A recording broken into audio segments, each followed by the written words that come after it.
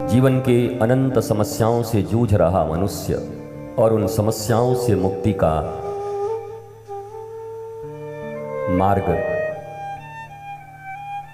ज्ञान, भक्ति, प्रेम। मनुष्य का जीवन है क्या?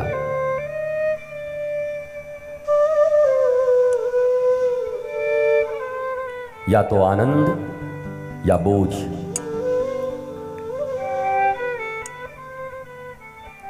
वर्तमान विश्व में इंटेलिजेंस बहुत है, पर जिस इंटेलिजेंस से मनुष्य शांत दत्त चित्त होकर अपने जीवन को जी सके, उस इंटेलिजेंस की कमी है। और वो इंटेलिजेंस आध्यात्म है। सुख और शांति दो चीजें हैं। सुख बाजारों में बिकता है, थोड़ा इधर उधर करके पैसे उसे कमा लो तो तुम भी खरीद सकते हो। लंदन से सामान मंगवा लो, कहीं से मंगवा लो अपने सुख के, पर शांति कहां से लाओगे?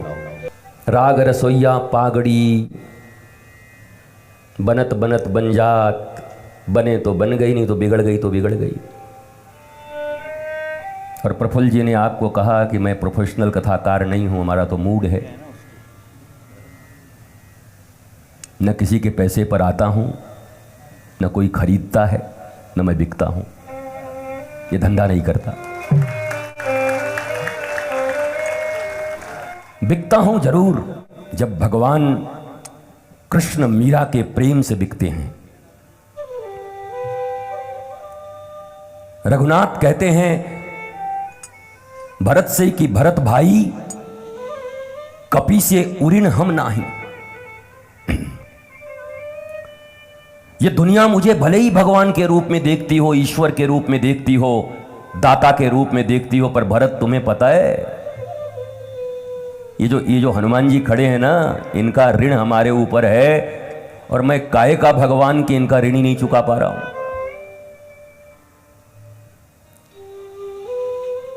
कोई ऋण लिया और ऋण नहीं चुका पाता, इसका अर्थ है उसके पास अभाव है। बेचारे के पास ऋण लिया था कि कुछ आगे बढ़कर चुका देंगे, पर नहीं है तो वो चुका नहीं पाया।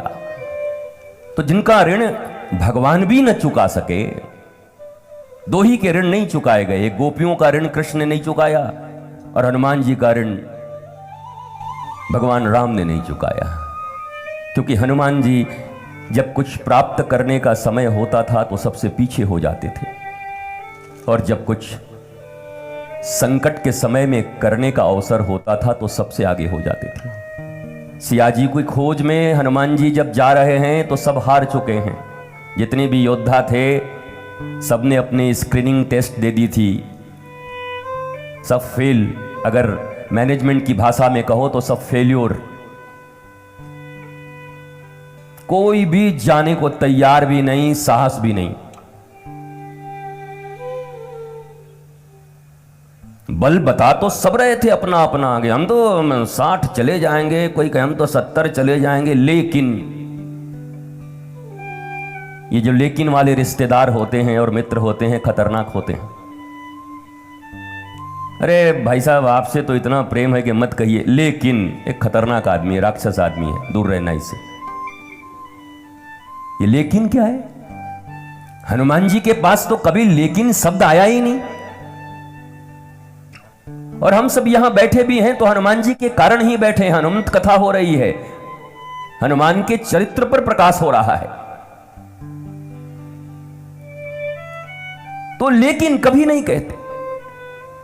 जब सब हार गए तो हनुमान जी ने अनजाने में छलांग लगा दी। मैंने कल ही कहा था, आकाश और समुद्र की गहराई को कौन मापे है? अननोन में छलांग लगाना ये तो बड़े साहसी का काम होगा। ये महाराष्ट्र है, मराठा वीरों की कथाओं को तो तुमने बहुत सुना होगा, पढ़ा होगा। कई कई बार कई गढ़ों पर, किलाओं पर मराठा वीर किला के भीतर हजारों शत्रु हैं और अकेला जिन रस्सियों के बल पर रात्रि में उस रस्सी से चढ़कर युद्ध करने का संकल्प लिया और जब छत पे चढ़ गए तो फिर रस्सी काट के गिरा दी कि जाने का विकल्प न रहे, या तो हराएंगे या यहीं पे शहीद हो जाएंगे। ऐसे मराठा वीरों के लिए जयकारा करो, बोल छत्रपति शिवाजी महाराज की। हम उस भूमि पर बैठे हैं। संकल्प उन्हीं के सिद्ध होते हैं जिनके पास विकल्प नहीं होता। जो विकल्पों के द्वार खोल के बैठे होते हैं उनका कोई संकल्प सिद्ध नहीं होता। यहां नहीं तो वहां, वहां नहीं तो वहां, वहां नहीं तो वहां, वहां नहीं तो वहां। हनुमान जी नहीं करेंगे तो शिवजी के पास सोमवार को चले जाएंगे, शिवजी से काम नहीं बनेगा तो गुरुवार को चले जाएंगे, वहां नहीं होगा तो शनि देव के पास तेल में जाकर के सिक्का डाली आएंगे।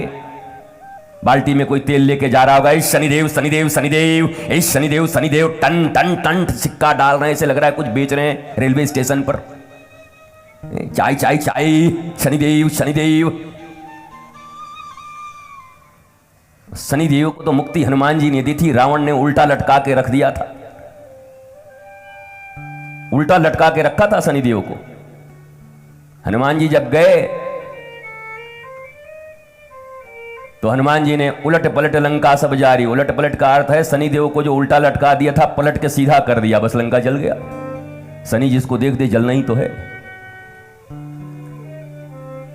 एक बड़ी प्यारी बात एक महात्मा ने मुझे बताई थी कि एक बार शनि हनुमान जी के पास आ गया। बोला कौन? बोला हम शनि। बोला क्यों आए हो? बोला हम आते हैं तो फिर आते हैं। बोला कहाँ बैठते हो? बोला हम तो बैठ जाते हैं माथे पर। बोला बैठ जाओ। कितने? बोला ऐसे तो 7.5 साल तक रहेंगे, मूड किया तो और भी रह लेंगे।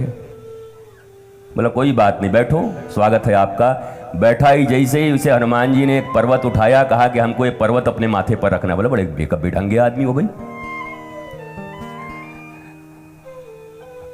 ऐसा कोई करता है क्या? तो कहते हैं शनिदेव भाग गया। बोला यहां हमारा काम नहीं बनेगा। इसलिए हनुमान जी की शरणागति जिन लोगों ने ले ली है, मैं आपको पक्का कह सकता हूं उनके सारे ग्रह मित्र हो जाते हैं, उनका कोई ग्रह शत्रु नहीं रहता। हनुमान जी के शरणागति का यह प्रभाव है। हनुमान जी की शरणागति हुई, सब ग्रह आपके साथ खड़े हो गए। ग्रह नक्षत्र, आध्यात्मिक ग्रह नक्षत्र भी और गैलीलियो वाला भी, जिसको तुम जानते हो, नासा वाला, सब एक ही है। तो जब सब हार गए, समझो कोई प्रोजेक्ट दिया किसी फैक्ट्री में, मल्टीनेशनल कंपनी ने प्रोजेक्ट दिया, 50 वहां पर या 100 एम्प्लॉई हैं, भाई ये प्रोजेक्ट पूरा करना है। अब उसमें से तो 10 ऐसे, अरे अभी तो रिसेशन चल रहा है, क्या इस प्रोजेक्ट को करने से होगा, बड़ा अभी कठिनाई चल रही है। ये तो 10-22 ऐसे होते हैं कि रोते ही रहते हैं जिंदगी भर, घरों में, परिवारों में, समाज में, दल में। वो 10-20 रोते ही रहते हैं। उनका वो रेडियो चालू रहता, क्या होगा, कलयुग है, बड़ा मुश्किल चल रहा है, चारों तरफ अनाचार मचा है, अत्याचार हाहाकार मचा हुआ है, कैसे होगा, भ्रष्टाचार मचा है, डूब मर। जब इतना ही कठिनाई तो जिंदा क्यों है? 10-20 रोते ही रहते हैं। 5-10 ऐसे होते हैं, जब से कंपनी आई है तब से हम सीनियर हैं, आज आए हैं नया प्रोजेक्ट लेकर के, लगता है ये पास करा देंगे, हम प्रारंभ से हैं, हम 20 साल से यहां पर हैं। वो इसी अभिमान में रहते हैं कि 20 साल से कुछ सीखना नहीं चाहते। वक्त के साथ सब कुछ बदल रहा है, विज्ञान के नए आयाम देखने को मिल रहे हैं, टेक्नोलॉजी आ रही है। 21वीं शताब्दी का मनुष्य बाह्य डेवलपमेंट में पूर्णता को प्राप्त हो रहा है। आंतरिक स्थिति भले ही दयनीय हो, पर जो बदलेगा नहीं, जो समय के साथ एडॉप्ट नहीं करेगा चीजों को, या तो रोता रहेगा या धारा के विपरीत लड़ाई करता रहेगा।